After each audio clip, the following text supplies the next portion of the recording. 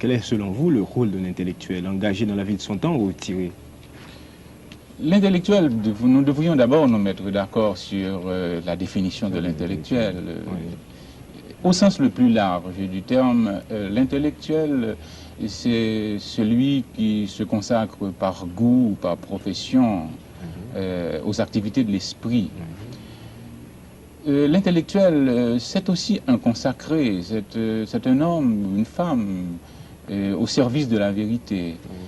C'est quelqu'un qui aime la liberté de penser. Qui aime la liberté de penser, qui est aux écoutes du monde, qui est sensible aux moindres vibrations de l'environnement. C'est quelqu'un qui est un appétit de connaître, et qui observe, qui écoute, qui enregistre, qui classifie et qui finalement se prononce. Alors vous me dites, l'intellectuel doit-il être retiré ou doit-il être engagé? Je pense que l'intellectuel, il a quand même un enracinement sociologique, il est issu d'un milieu social, il est issu d'une famille, il appartient à un univers culturel. Et en tant que tel, il brasse des idées, il a des responsabilités.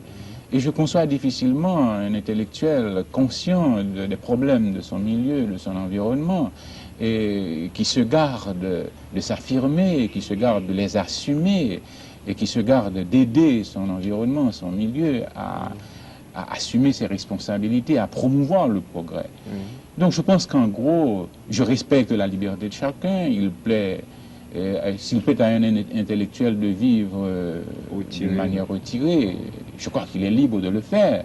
Mais je pense que quand même, l'intellectuel est porteur d'un message et je crois que ça vaut la peine qu'il s'engage.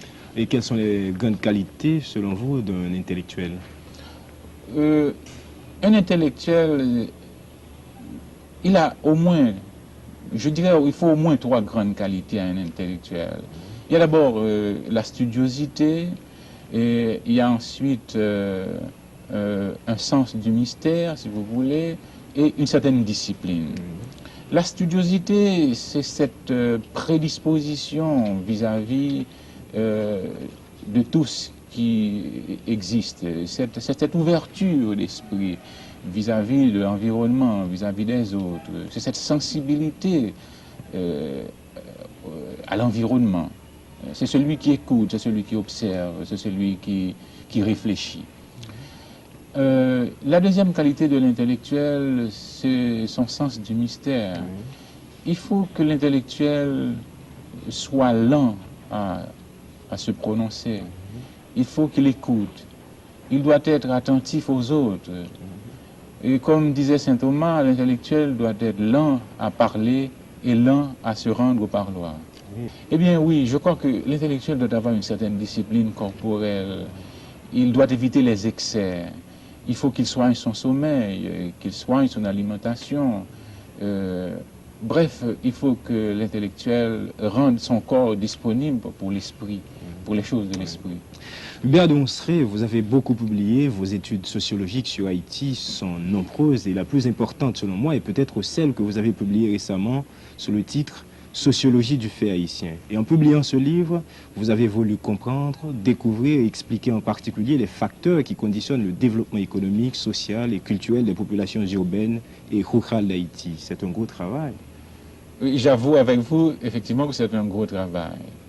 Et cet ouvrage auquel vous faites allusion est le témoignage des efforts de toute une génération de jeunes qui ont décidé de mettre en commun leurs efforts sous ma direction au Centre haïtien d'investigation et sciences sociales pour inventorier les problèmes de notre milieu. Alors ces jeunes gens, durant près de 10 ans, ils ont visité, étudié les familles haïtiennes, les institutions scolaires, et ils se sont promenés dans les quartiers de nos villes, dans nos campagnes. Ils ont séjourné avec les paysans dans les champs de travail. Ils se sont introduits dans les milieux ouvriers. Bref, ils ont fait un tour d'horizon des problèmes de notre milieu. Et ce sont les résultats de toutes ces enquêtes qui sont consignés dans cet ouvrage ouvrage qui est le signe d'un temps et qui est aussi une sensibilité vis-à-vis de la vie. Cet ouvrage est une grande interrogation.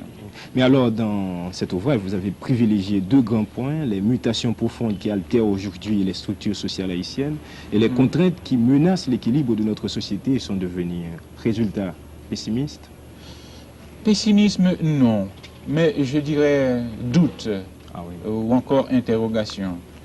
Doute et interrogation parce que ces problèmes, en dépit de leur acuité, eh bien, n'ont pas encore trouvé de réponse adéquate, de réponse satisfaisante. Nous sommes toujours en face d'une population qui s'accroît à un rythme effarant et d'une production qui décroît. Nous sommes en face d'une population qui émigre de la campagne vers la ville, qui abandonne l'agriculture parce que la terre ne produit plus, parce que l'érosion est en train de miner les dernières réserves des paysans, parce que l'émiettement de la propriété empêche le paysan de tirer profit des ressources matérielles. Eh bien, cette même masse paysanne, elle émigre vers les villes, tout particulièrement la capitale, à la recherche d'une réponse à son drame économique. Eh bien, ce paysan arrive en ville et ne trouve pas cette réponse. Il vit dans un état d'incertitude, dans un état de vide psychologique, dans un état d'anomie.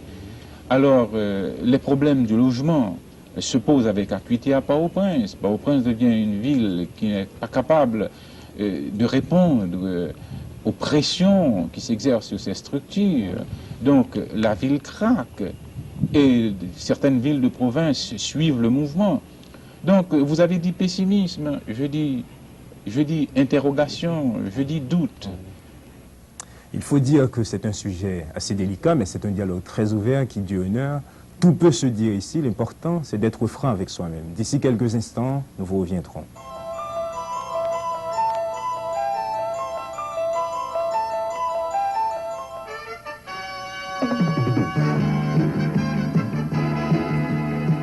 Les meilleurs écrivains du monde étaient tous de grands lecteurs. Balzac, Proust, Jean-Paul Sartre, Victor Hugo, Jacques Roumet, Molière, Dostoïevski, Jean Prasmas et les autres. Lisez, lisez souvent, lisez de bons livres, ne vous arrêtez jamais de lire. C'est la meilleure méthode pour une bonne formation intellectuelle.